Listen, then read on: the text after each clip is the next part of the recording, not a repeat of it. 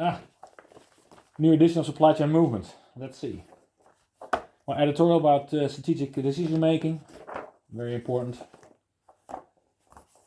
Article about our executive dinner with private equity. Great article about the artillery supply chain of Russia. They've found out all the tier 1 and tier 2 suppliers around the world. Important column from Professor John Tros about unintended side effects. Very interesting cover article with the building materials group BME, with revenue over 50 billion in Europe, showing a lot of resilience in this tough market of building material. Checklist, supply chain traceability, becoming more and more important, especially with CSRD. Extensive management article about eco transformation survey we did with FSO, with the collaboration of several supply chain executives.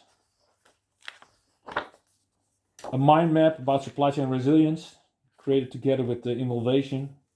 Great way to have a practical view how to get the supply chain resilience. And most importantly, this issue, the top 28 supply chain executives 2024. Here's the methodology. Here are the profiles of the top 28. And the number 1, Magnus Setnes, Chief Supply Chain Officer of Heineken. I will hand over this 3D printed artifact next week. Great article about FMCG, written by IGNH, with interesting analysis of financial analysis of Mondelez versus Procter & Gamble, how they are performing in the last 10 years. Very interesting to see. A roadmap about value chain transformation. Well, it's related to the topic of this issue.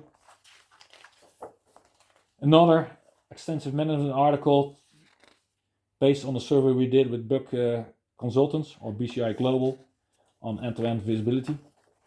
Also with the participation of several executives. Here are the data of the survey. And finally, next to the checklist, interesting interview with the New York Times journalist about his book, What Had Happened in the Pandemic. And now we're busy with the next issue. Thanks.